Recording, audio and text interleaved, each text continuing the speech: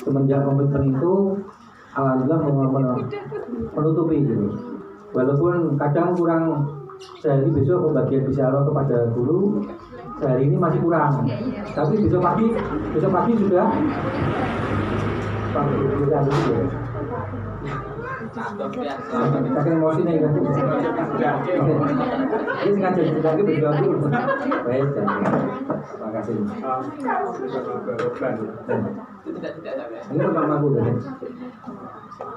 Kalau dia menjawab nanti aku yang emosi. Jadi kembali lagi masalah infak atau infak itu kemarin yang terakhir sempat untuk kegiatan nih. Kalau yang infak pendidikan insya Allah selama ini mencukupi. Hanya bulan kemarin saja yang kurang. Ya tanggal 29 bicaranya tanggal 1 kota 2 tanggal 29 masih kurang 6 juta. Nah, ya resikonya pengelola begitu. Tapi nyatanya ya Allah mendatangkan di detik terakhir bantuan. Tapi setelah komitmen, tanda tangan komitmen itu sebenarnya nggak ada masalah, tidak ada masalah. Dan kami mengecek yang infak siapa, yang sedang siapa ya hanya sedikit yang nanti ada pembahasan sendiri, ada beberapa santri yang diajukan oleh pengurus yang harus dibantu kita semua. Insya Allah ya infak yang disalurkan untuk anak-anak kita sendiri insya Allah mudah-mudahan tetap cukup ya, tetap cukup. Tetapi yang uang kegiatan ini, yang uang kegiatan waktu itu memang komitmennya pada nyicil ya, pada nyicil saudarullah kegiatannya itu sangat banyak. Ada renang, ada outing, ada mukoyam dan sebagainya, itu banyak sekali waktu itu. Dan begitu banyaknya kegiatan hampir tiap hari, sedangkan yang bayar yang nyicil tidak sebanding dengan pengeluaran. Ini tuh sama aja. Kalau dihitung misalnya kayak semua itu ini sama semua. kegiatan setahun cukup. Tetapi ini sama semua kayaknya, nggak ada yang beda. Banyak yang berhalangan, akhirnya harusnya kegiatan kemarin tuh kalendernya kalau nggak salah yang terakhir batal itu ke laut. Jadi ada pembelajaran tentang ayat-ayat laut, terus santri diajak ke laut. Sebelum musim hujan kemarin. Pada luar tidak ada uang karena habisnya cukup lumayan, itu sekitar dengan transport, konsumsi, dengan uang masuk, ATM dan sebagainya itu totalnya 3,8 juta. Sedangkan di kas yang masuk uang yang tersisa tinggal 380.000, 10%-nya itu. Ya artinya akhirnya berhambat dan kegiatan kalender akademik kita cancel. Jenong banget aku nih loh, ya Allah jenongnya. Lucu banget. Saya diskusi dengan beberapa ustadz terkait dengan pendidikan kita yang benar-benar salah dari dia. Yang itu memang nanti kita akan mengulangi kegiatan di luar. Ya, nanti ini kirimin ke aku ya ini. Jadi sama memang ini, akan fokus sama ini. Akan fokus di keilmuan, baik adabnya, imannya, sama Al-Qur'annya maupun hafalannya. Banyak masukan dari wali santri itu yang gelisah terhadap outputnya dari kitab itu sendiri, kitab kita, terutama yang kelas-kelas gede. Jadi kita mau outputnya nanti kalau sudah lulus hafalannya mau berapa.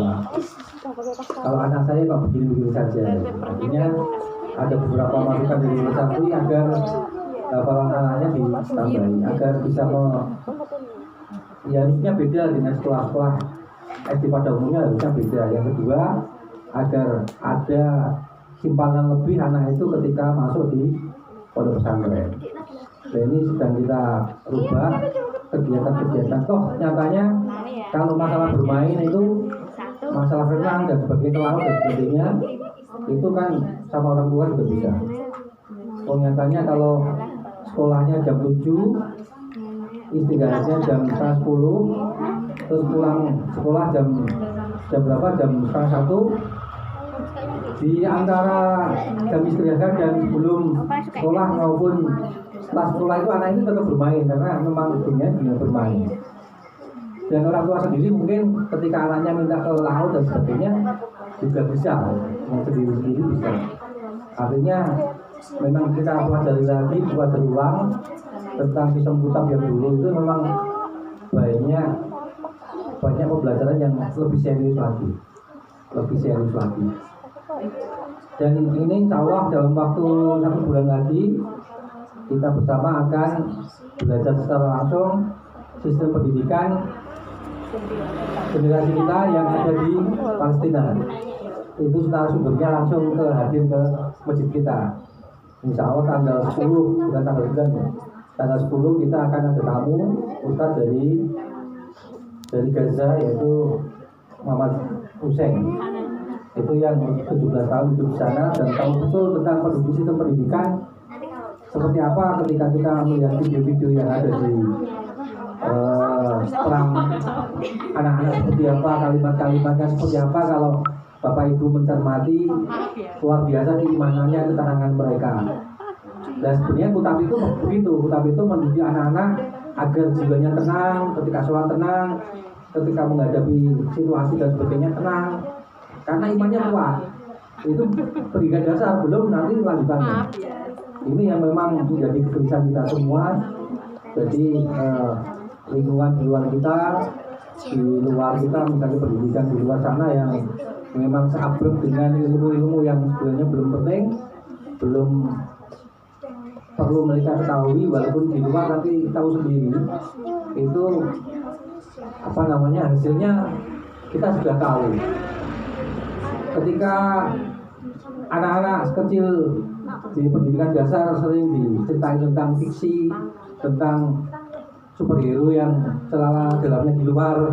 Nah, ini kan superhero celana dalamnya di luar. Terus menceritakan tentang kisah bohong tentang kancil yang menolong timun dan sebagainya diulang-ulang. Akhirnya ya seperti hasilnya sudah ada bahwa pejabat-pejabat kita seperti itu hasilnya dari pendidikan yang dari kecil ngomong kancil nolong timun, akhirnya nolong Palestina. Nah itu yang menjadi kegelisahan kita semua. Tetapi saya mengajak bapak-bapak ibu-ibu, terus terang dari tampil sendiri itu kan, dari tampil sendiri itu kami memang gelisah, sangat gelisah. Situasi anak-anak sekarang, generasi sekarang itu sangat gelisah. Makanya bicaranya ya ada pendidikan kutab hadir di masjid kita. Alhamdulillah ini terwujud, tetapi berjalannya pendidikan itu sendiri memang ya berat juga. Banyak masalah-masalah yang menguji kesabaran kita. Tapi insya Allah dari kami sendiri insya Allah sabar, dan kita menganggap anak-anak santri itu ya anak kita. Ya kalau dipikir-pikir kita sudah punya anak di itu yang memang berkepentingan untuk sekolah. Ya saya pribadi lah, anak saya baru 1, usianya udah 19 tahun, 18 tahun, di pondok hidupnya di pondok pesantren selama 7 tahun. Dan ya kita menganggap anak-anak yang ada di depan mata kita ya anak-anak kita. Jadi kami sangat senang kalau saya sama istri itu lagi suntuk, kadang pagi-pagi kita ke masjid sekedar lihat anak-anak belajar, susahnya hilang, senang gitu aja, senang kalau kita pergi kemana gitu. Itu sudah merupakan kebahagiaan buat kita. Harapannya bapak-bapak ibu-ibu juga sama, lebih serius lagi, lebih mandangi grup yang terkait dengan anak kita daripada grup yang tidak jelas. Kadang kan kalau ada pengumuman di grup ayah misalnya, itu banyak yang kelewatan. Alasannya, wah nggak tahu grupnya terlalu banyak saya itu. Nah, udah mau apa gitu. Orang tanggung jawab dengan anak. Kadang skala prioritas kita